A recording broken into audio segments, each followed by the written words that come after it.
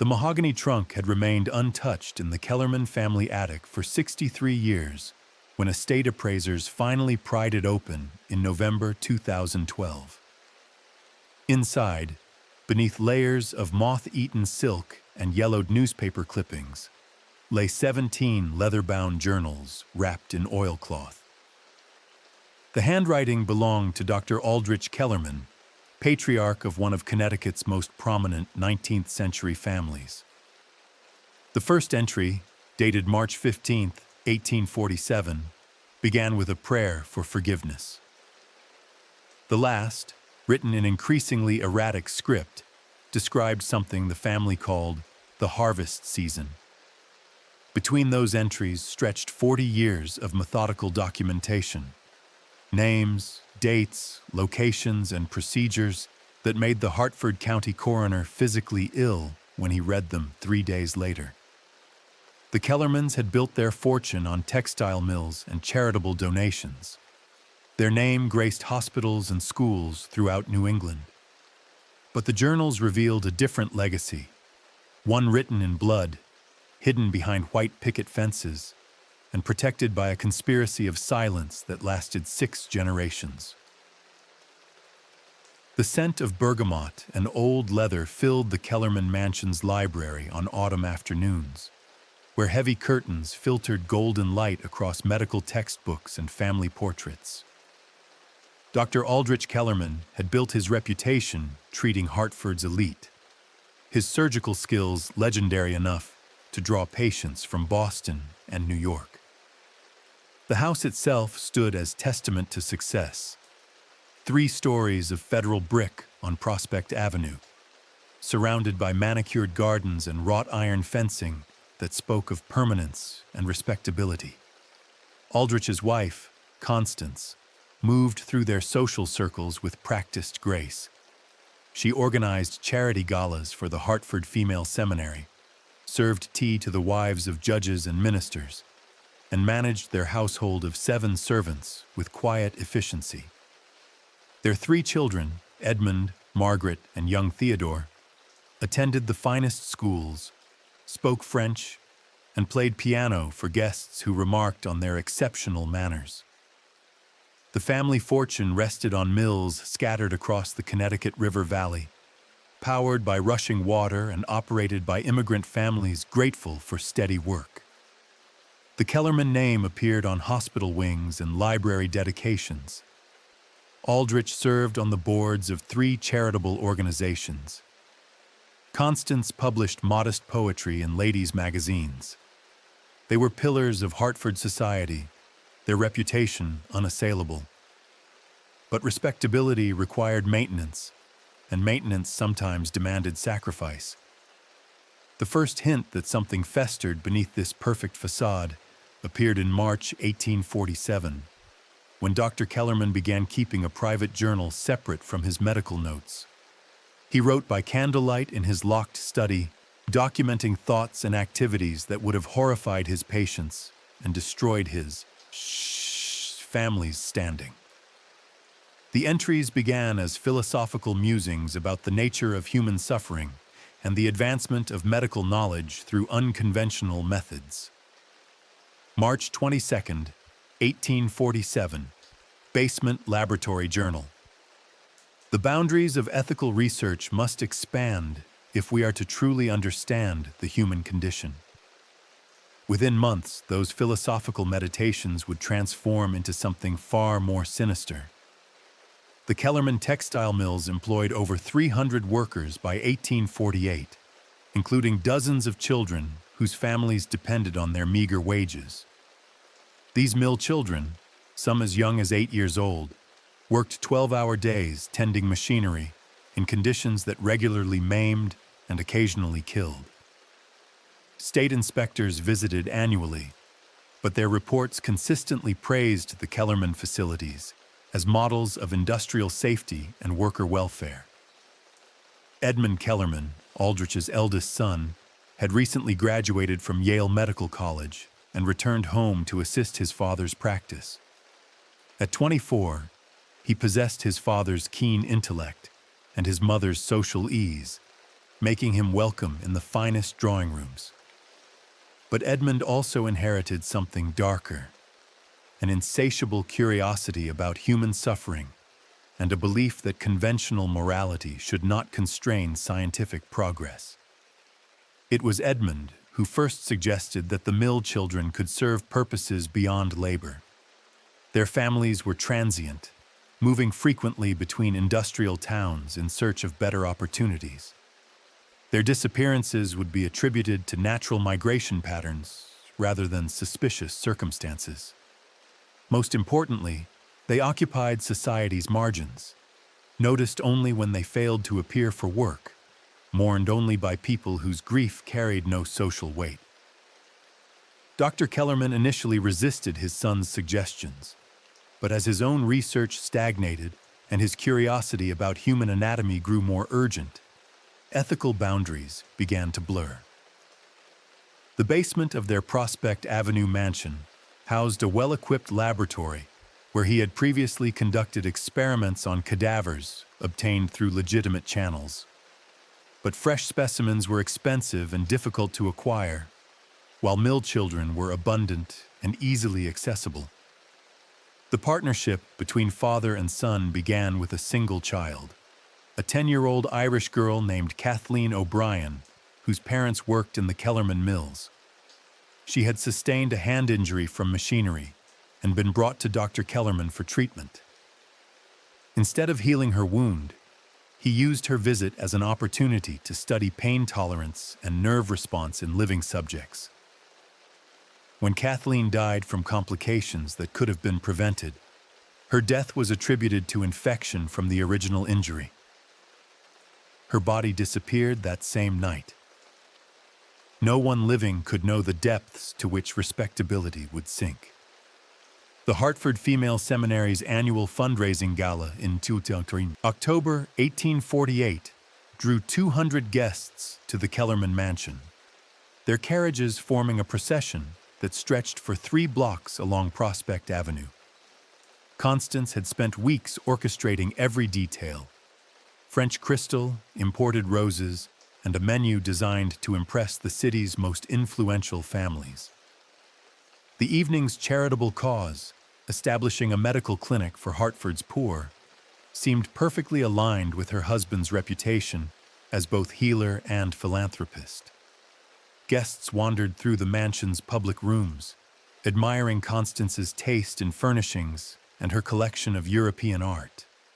They praised Dr. Kellerman's dedication to medical advancement and his family's commitment to Christian charity. No one questioned why certain doors remained locked or why the basement was declared off-limits for tours. Trust was the currency of Hartford society, and the Kellermans had accumulated vast reserves. Below their feet, in the mansion's foundation, lay evidence of activities that would have emptied the ballroom and filled the county jail.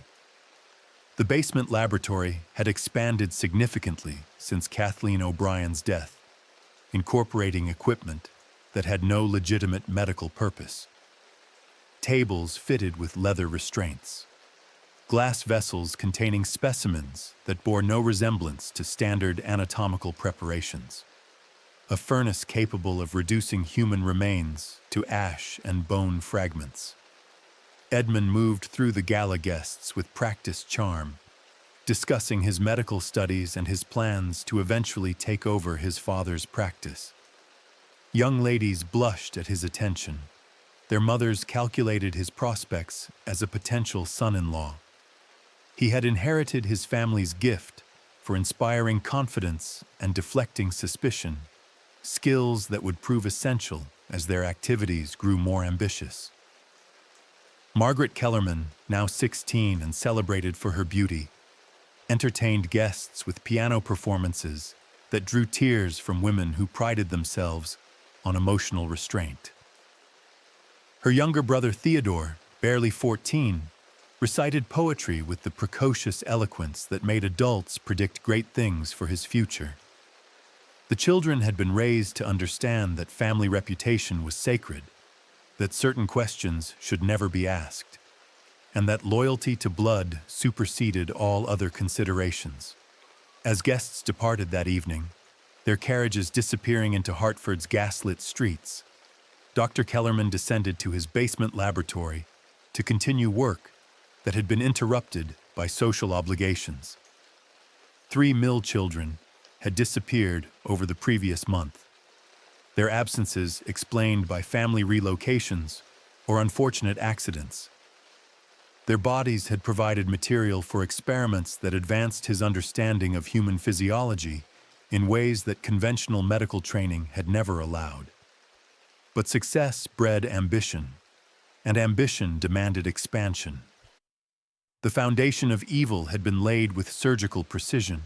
The Kellerman family's reputation for charitable giving provided perfect cover for activities that required both funding and discretion.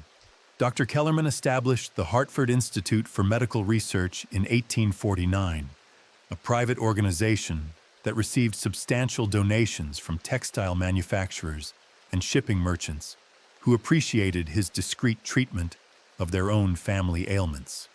The Institute's stated mission, advancing surgical techniques for the benefit of humanity, attracted support from Hartford's most prominent citizens. Record-keeping was essential to any serious scientific endeavor, and Dr. Kellerman maintained meticulous documentation of his experiments. His journals, written in a cipher that substituted medical terminology for more sinister activities, created the illusion of legitimate research while protecting the family from discovery. Subjects were mill children. Procedures were tortures designed to test human limits. Specimens were body parts preserved for future study. The Institute's official files, stored in the mansion's library, contained carefully sanitized reports suitable for presentation to donors and municipal authorities. These documents described theoretical research into pain management and surgical techniques, with emphasis on potential benefits for Hartford General Hospital. The real records, hidden behind false walls in the basement laboratory, told a different story, one of systematic brutality disguised as scientific inquiry. Edmund's medical training proved invaluable in developing methods that left no obvious traces of foul play. He understood which injuries could be disguised as accidents, which poisons mimicked natural diseases, and which procedures could be performed without leaving evidence that would withstand casual inspection. His father's reputation opened doors throughout Hartford's medical establishment, while his own charm deflected questions from colleagues who might have grown suspicious. October 3, 1849. Institute Procurement Log. 7 new subjects acquired this month. Research progressing satisfactorily, disposal methods refined. The mill families, desperate to maintain employment and housing, rarely question the disappearance of children who had been described as runaway or victims of unfortunate accidents. Hartford's social hierarchy reinforced their silence. Immigrant workers understood that challenging prominent families could result in unemployment, eviction, and exile from the only community they knew. But someone was watching, taking notes, and waiting for the right moment to act. Patrick Sullivan had managed the Kellerman's largest textile mill for 12 years, earning a reputation for maintaining both productivity and worker safety. His Irish accent had softened during his time in Hartford, but his protective instincts toward his fellow immigrants remained sharp. He noticed patterns that others missed: children who vanished during family crises, accidents that seemed too convenient, and medical treatments that resulted in death rather than healing. Sullivan kept his own records, written in Gaelic and hidden in his cottage behind the mill. He documented which families had lost children, which doctors had been involved in their care, and which circumstances seemed to connect their disappearances. The pattern that emerged pointed directly to Dr. Kellerman's practice and the Hartford Institute for Medical Research. But Sullivan understood that accusations against Hartford's most prominent physician would require ironclad proof. His opportunity came in November 1849, when Dr. Kellerman requested that a 14-year-old mill worker named Sean Murphy be sent to the mansion for treatment of a hand injury. Sullivan had seen this scenario before: minor workplace injuries that resulted in children disappearing permanently from their families and communities. This time, he decided to follow. The mansion's basement windows were partially below ground level, but strategic positioning allowed Sullivan to observe activities in the laboratory during evening hours. What he witnessed over 3 nights of surveillance confirmed his worst fears and exceeded his darkest imagination. Dr. Kellerman and his son were conducting experiments on living children that had no connection to legitimate medical practice. They were torturing young people for the sake of intellectual curiosity, then disposing of their bodies to eliminate evidence. Sean Murphy died on the second night, his screams muffled by brick walls and heavy curtains.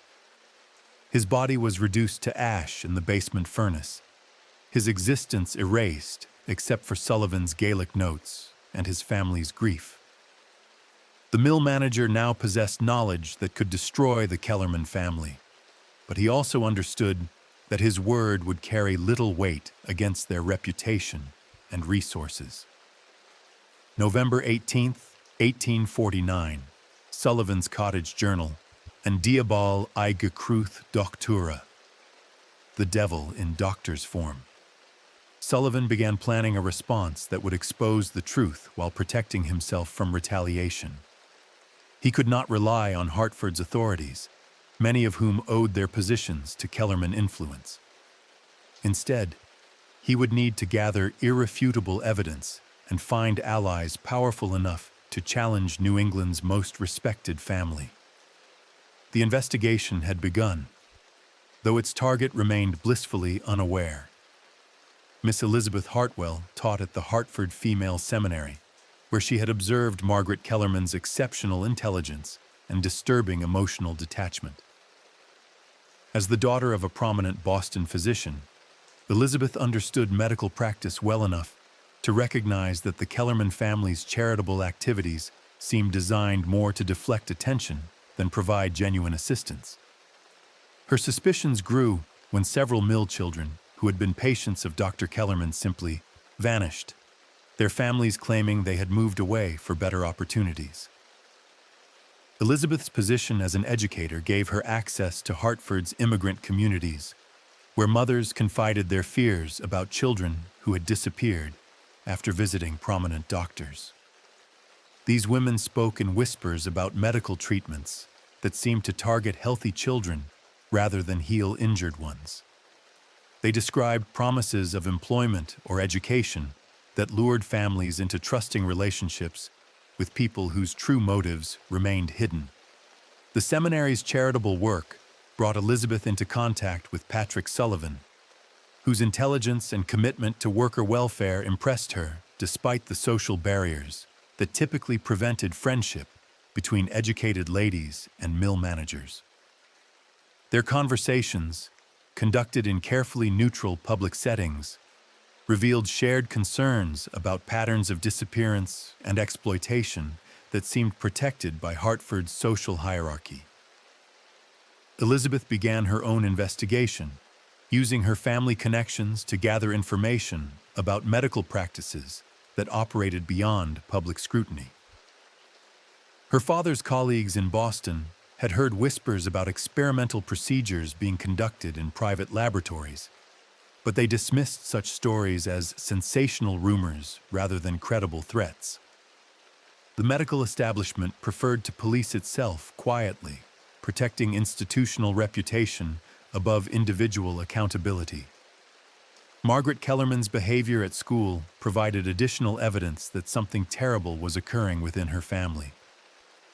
The 16-year-old displayed knowledge of human anatomy that far exceeded normal education, spoke casually about pain and suffering in ways that disturbed her classmates, and showed no emotional response to news of local tragedies or disappearances.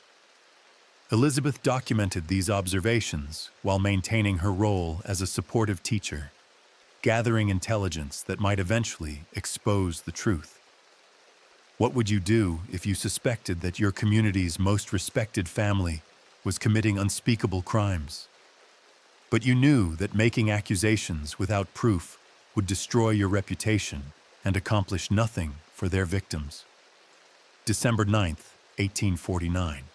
Seminary observation notes.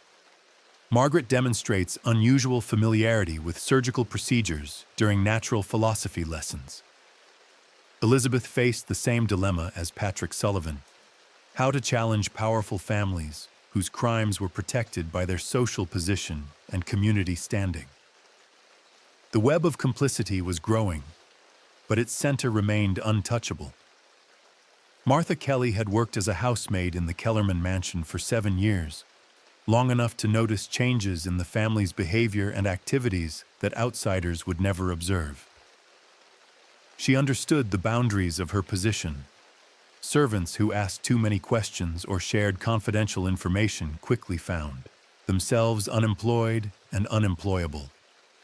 But she also possessed a moral code that would not permit silence in the face of evil. The basement had always been declared off-limits to household staff, but Martha's cleaning duties sometimes brought her near the laboratory during hours when she could hear sounds that had nothing to do with legitimate medical research. Children's voices, pleading and crying. Adult voices, calm and instructional. Equipment being moved and cleaned with the sort of thoroughness that suggested concealment rather than hygiene. Martha had grown up in County Cork, where folklore taught that evil could disguise itself behind respectable facades, and that ordinary people had obligations to protect the innocent regardless of personal cost. When she recognized the voice of Sean Murphy, a boy from her own neighborhood coming from the basement laboratory, she understood that her suspicions had become certainties and her moral obligations had become urgent. She began documenting what she observed, writing in Irish Gaelic on scraps of paper that she hid in her cottage behind the mansion's gardens. Her literacy was limited, but her memory was excellent, and she recorded dates, times, and details that would later prove crucial to investigators who finally took action against the Kellerman family. The challenge was finding someone who would believe her testimony and act upon it. Hartford's authorities had personal and professional relationships with Dr. Kellerman that made them unlikely to investigate seriously. The Mill families were too vulnerable to challenge their employers directly. The city's elite would dismiss accusations against one of their own as servant gossip or immigrant superstition. Martha's solution was to reach beyond Hartford's local power structure to contacts in Boston and New York, who had no financial or social obligations to protect the Kellerman family. She sent letters written by Elizabeth Hartwell to physicians and journalists who might be willing to investigate allegations of medical misconduct. These letters, careful not to make specific accusations that could result in legal retaliation, described patterns of behavior that deserved professional scrutiny. January 14th, 1850, Martha's cottage notes. Siasht lianba imithe anmhi seo kaite. 7 children gone this past month. The forces that would eventually destroy the Kellerman family were gathering strength, but their target remained confident that reputation and resources would continue to protect them from consequences. The house of lies was beginning to crack.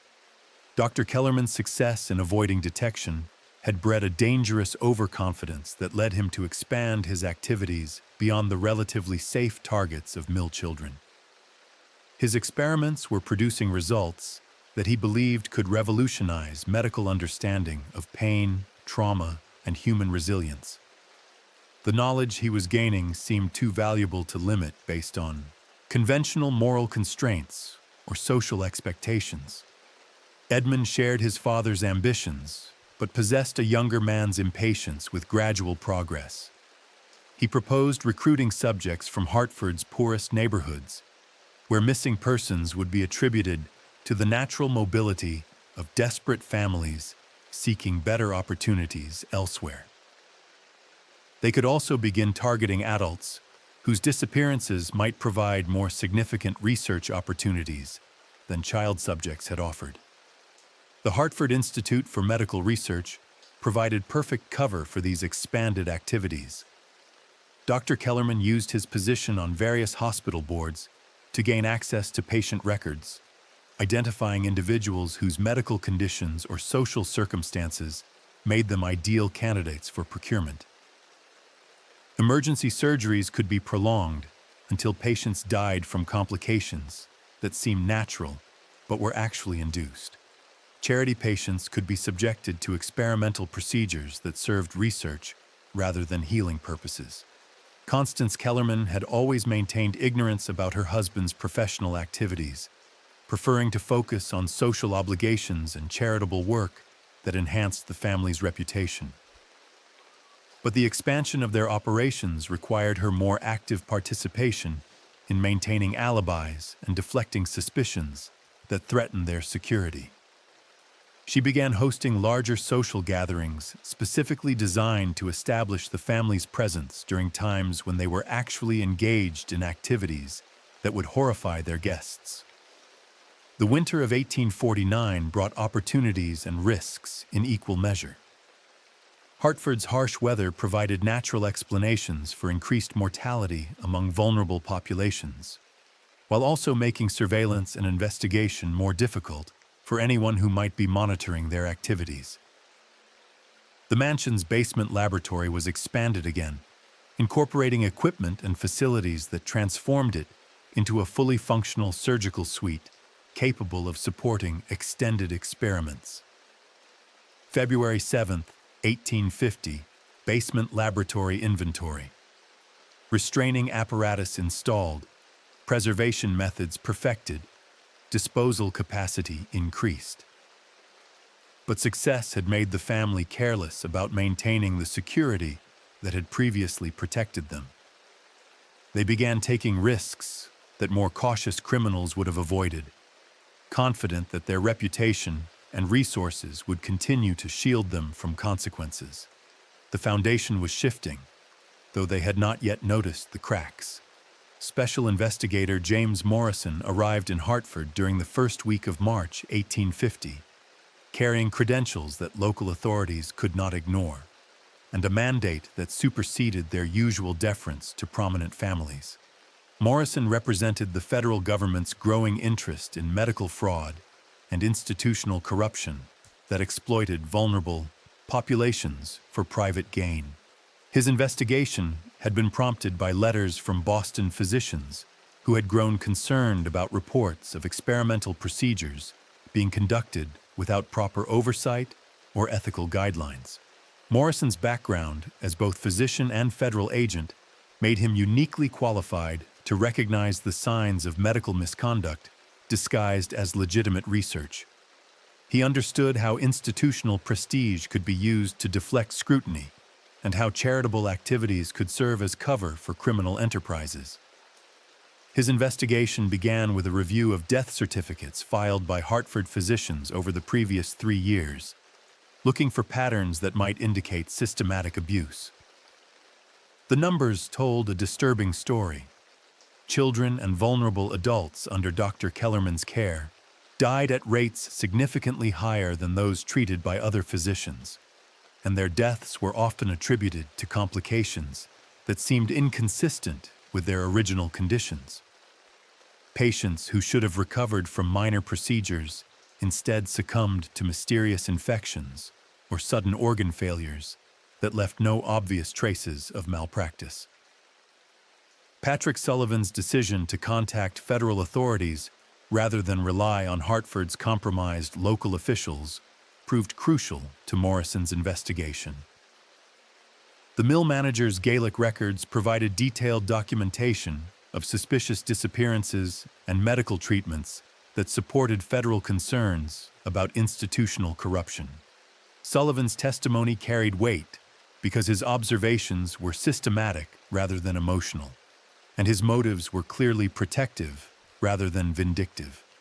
Elizabeth Hartwell's connections to Boston's medical establishment had helped facilitate Morrison's assignment to Hartford, and her ongoing documentation of suspicious activities provided additional evidence that supported federal intervention. Her position as an educated woman with family credentials made her a credible witness whose testimony could not be dismissed as immigrant superstition or servant gossip. Martha Kelly's detailed observations of activities within the Kellerman mansion provided the most damaging evidence against the family. Her descriptions of sounds, schedules, and suspicious activities corroborated the broader patterns that Morrison was documenting through official records and witness testimony. March 12, 1850, Federal Investigation Notes. Evidence suggests systematic exploitation of vulnerable populations under cover of medical research. Morrison understood that challenging the Kellerman family would require absolute proof rather than reasonable suspicion. He began planning an operation that would either expose their crimes definitively or clear them of charges that could destroy innocent reputations. The net was closing, though its targets remained unaware. Morrison's investigation required evidence that would satisfy federal prosecutors and convince juries that Hartford's most respected physician was actually a criminal who had exploited his reputation to commit unspeakable acts. Written records and witness testimony provided strong circumstantial evidence, but criminal convictions required physical proof that could not be explained away by clever lawyers or challenged by character witnesses.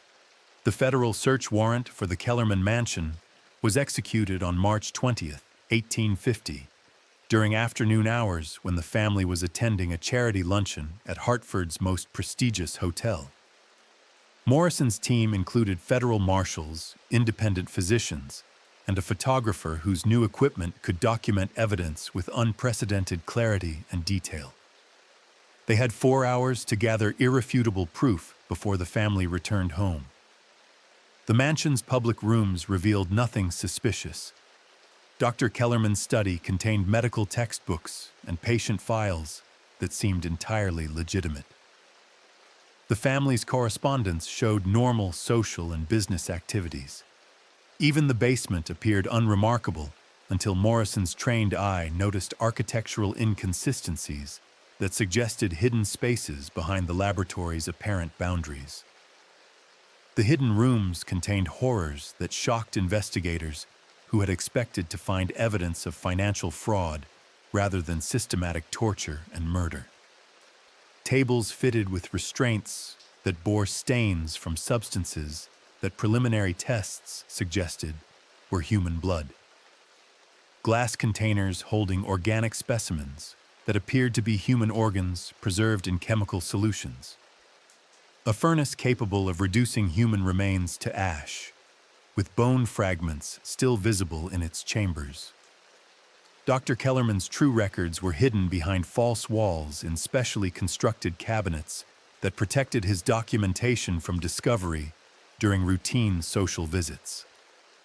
These journals contained 40 years of meticulous notes describing experiments that had no connection to legitimate medical research. They detailed procedures designed to test human tolerance for pain, methods for inducing specific types of organ failure, and techniques for disposing of evidence that would eliminate traces of criminal activity. The photographic evidence was devastating. Morrison's photographer documented every aspect of the hidden laboratory, creating a visual record that would be impossible for defense attorneys to explain away as misunderstanding or misinterpretation.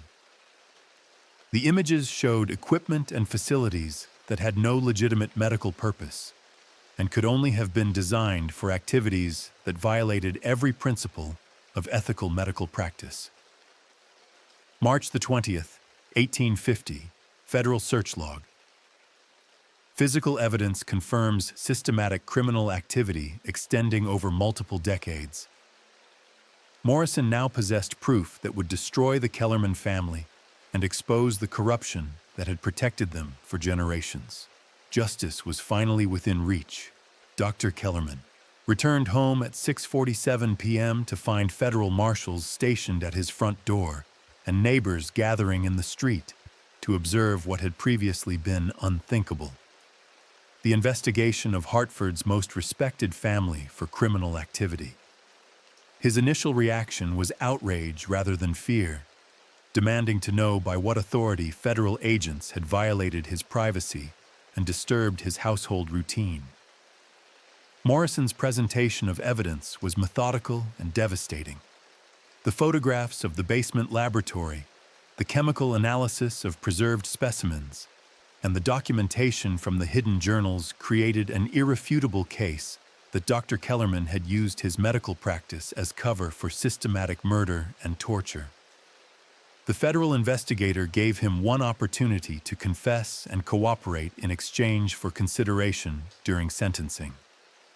Instead of accepting responsibility, Dr. Kellerman attempted to portray his activities as legitimate medical research that had been misunderstood by investigators who lacked the scientific training to appreciate his contributions to human knowledge. He claimed that his experiments had been designed to advance surgical techniques and pain management therapies that could benefit future patients. Even the deaths were described as unavoidable casualties in the pursuit of medical advancement. Edmund Kellerman proved even less cooperative than his father, refusing to acknowledge that their activities constituted criminal behavior. He maintained that conventional medical ethics were outdated constraints that prevented the advancement of human knowledge. His testimony revealed a complete absence of empathy for their victims and a frightening belief that intellectual curiosity justified any level of suffering inflicted upon people he considered inferior. Constance Kellerman's response was to claim ignorance of her husband's professional activities while maintaining that his reputation for charitable work and medical excellence proved his innocence of criminal charges. She insisted that federal investigators were destroying an innocent family based on misunderstandings and malicious gossip from unreliable sources who resented the Kellerman family's social position. Margaret and Theodore Kellerman were questioned separately, revealing knowledge of their father's activities that suggested active participation rather than innocent ignorance. Margaret's casual familiarity with human anatomy and experimental procedures indicated that she had observed activities in the basement laboratory. Theodore's detailed knowledge of body disposal methods suggested that even the youngest family member had been recruited into their criminal enterprise. March 21, 1850, federal interview transcripts. All family members demonstrate knowledge inconsistent with claimed innocence, but the Kellermans possessed resources and connections that could still challenge federal prosecution, and they were prepared to use every advantage their reputation and wealth could provide. The battle for justice had only begun. The Kellerman family's trial began in October 1850, drawing national attention to allegations that challenged fundamental assumptions about medical ethics and social respectability. Hartford's elite found themselves forced to choose between loyalty to friends and acknowledgement of evidence that revealed systematic criminal activity disguised as charitable work and scientific research. Many prominent families who had donated to the Hartford Institute for Medical Research now faced questions about whether they had unknowingly funded criminal enterprises. Their donations had provided the resources that enabled the Kellerman family to expand their activities while maintaining the charitable facade that deflected suspicion and attracted additional support from Hartford's most influential citizens. Patrick Sullivan's testimony was crucial to establishing the systematic nature of the Kellerman family's crimes. His documentation of suspicious disappearances and his direct observations of activities in the mansion's basement laboratory provided evidence that corroborated the physical proof discovered during the federal search. Defense attorneys attempted to discredit him as a disgruntled employee seeking revenge against his former employers, but his records proved too detailed and accurate to dismiss. Elizabeth Hartwell's testimony established the broader context of institutional corruption that had protected the Kellerman family from investigation. Her documentation of Margaret Kellerman's disturbing behavior and knowledge provided evidence that the family's crimes extended across generations and involved multiple family members rather than representing the actions of a single disturbed individual. Martha Kelly's testimony was perhaps the most damaging because it came from someone who had observed the family's private behavior over extended periods. Her descriptions of sounds from the basement laboratory, the scheduling of suspicious activities, and the family's reactions to questions about their charitable work painted a picture of systematic criminal activity that had been carefully concealed from public view. The defense strategy focused on character witnesses who testified to Dr. Kellerman's reputation for medical excellence and charitable work. Dozens of prominent Hartford citizens appeared in court to describe his contributions to medical education, hospital administration, and community service. They insisted that the allegations were impossible to reconcile with their personal knowledge of his character and professional conduct. But physical evidence proved more persuasive than character testimony. The photographs of the basement laboratory, the analysis of preserved human specimens, and the documentation from Dr. Kellerman's hidden journals created an overwhelming case for criminal conviction that no amount of character witnesses could overcome. November 3, 1850, Hartford Courant. Headline: Prominent physician family convicted of systematic murder charges. The verdicts brought justice for the victims, but they also revealed how thoroughly Hartford's elite had failed to protect vulnerable members of their community. Truth had finally emerged, though its cost was almost unbearable. The Kellerman family's convictions sent shockwaves through Hartford's social establishment that extended far beyond the specific crimes they had committed. Prominent families who had socialized with them for decades were forced to confront questions about how systematic criminal activity could have operated undetected within their community for 40 years. The charitable organizations they had supported faced scrutiny about their oversight procedures and their vulnerability to exploitation by criminal enterprises disguised as philanthropy. Dr. Kellerman was sentenced to death by hanging, though he died in prison from a heart attack before the sentence could be carried out. Edmund received life imprisonment and spent his remaining years attempting to write medical texts that portrayed his experiments as legitimate research that had been misunderstood by an ignorant legal system. Constance was sentenced to 20 years for complicity and died after serving 12. Margaret and Theodore received lighter sentences due to their youth, but never reintegrated successfully into society after their release. The Mill families who had lost children to the Kellerman family's experiments received financial compensation from the liquidation of the family's assets, though no amount of money could truly address the trauma they had suffered. Many of these families left Hartford permanently, seeking communities where they could escape the memories and associations that made normal life impossible in the city where their children had been murdered. Patrick Sullivan was recognized as a hero whose courage had prevented additional victims and brought justice to families who had suffered in silence.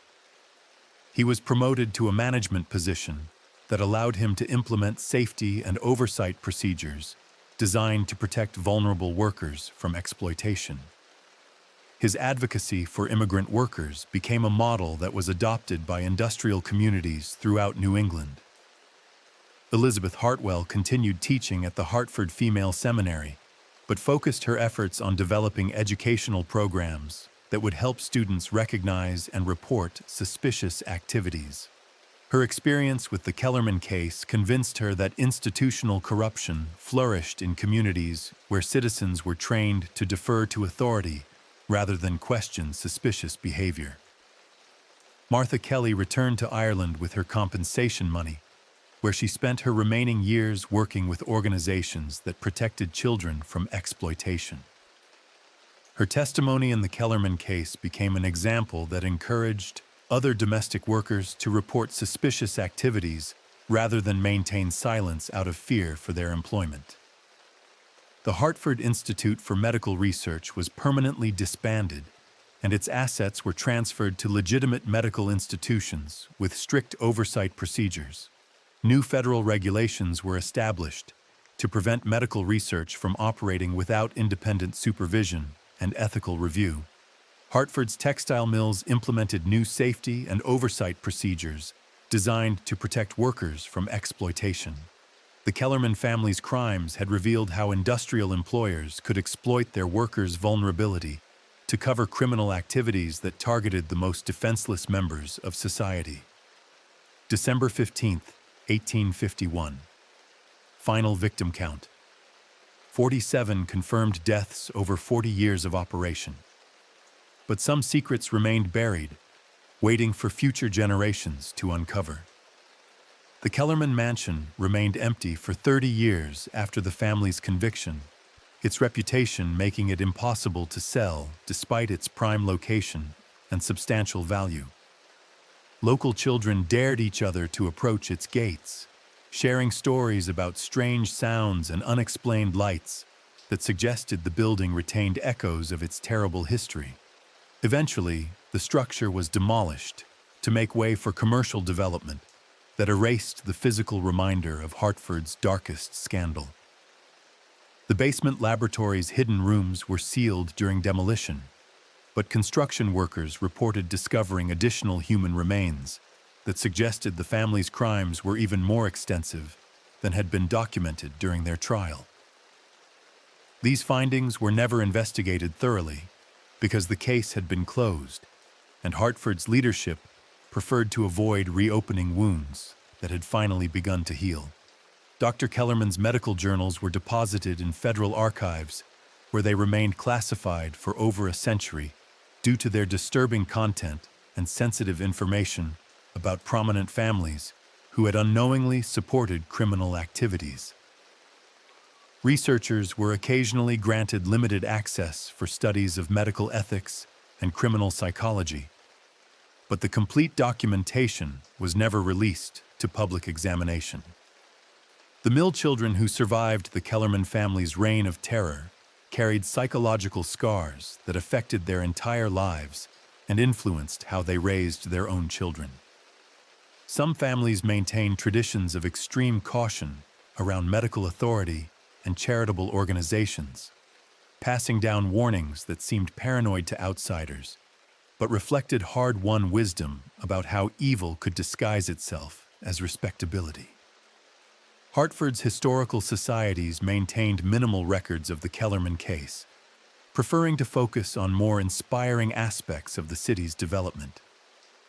Tourist guides and local histories mention the family only in passing, if at all, treating their crimes as aberrations rather than symptoms of broader social and institutional failures that had enabled systematic exploitation of vulnerable populations. The federal regulations established after the Kellerman convictions created oversight mechanisms that prevented some future abuses, but they also drove criminal activities underground rather than eliminating them entirely. Other families in other cities learned to be more careful about maintaining facades while continuing to exploit their positions for personal gratification and financial gain.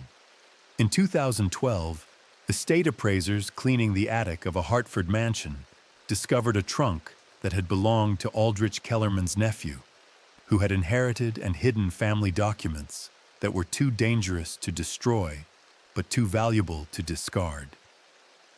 These papers revealed that the basement laboratory had been only one component of a larger criminal network that extended across New England and involved dozens of prominent families who had shared information and resources. The medical establishment's response to these revelations was mixed. Some institutions acknowledged past failures and implemented additional oversight procedures, while others dismissed the discoveries as historical anomalies that had no relevance to contemporary practice.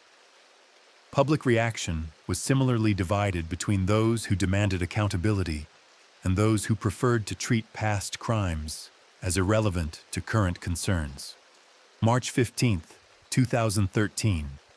Exactly 166 years after Dr. Kellerman began his journal, federal investigators opened a new case file based on documents discovered in the Hartford attic. Some wounds never heal. They merely hide until someone is brave enough to look. The Kellerman family's story serves as a reminder that evil can flourish behind facades of respectability and charitable work when communities choose comfort over vigilance. Their crimes were enabled by social systems that protected privilege while ignoring the suffering of vulnerable populations, by institutions that prioritized reputation over accountability, and by individuals who chose silence when courage was required. The documents found in that Hartford attic continue to reveal connections between prominent families who used their social positions to commit and cover up systematic crimes across generations. Modern investigators have identified patterns that suggest similar networks operated throughout 19th-century America, protected by the same combination of wealth, reputation, and community complicity that shielded the Kellermans for 40 years. What other secrets lie hidden in forgotten attic trunks, waiting for someone brave enough to expose them? Hartford's residents still whisper about houses where strange sounds echo through walls and foundations, where renovation projects uncover rooms that seem designed for purposes no one wants to acknowledge, and where families have lived with knowledge too terrible to speak but too important to forget.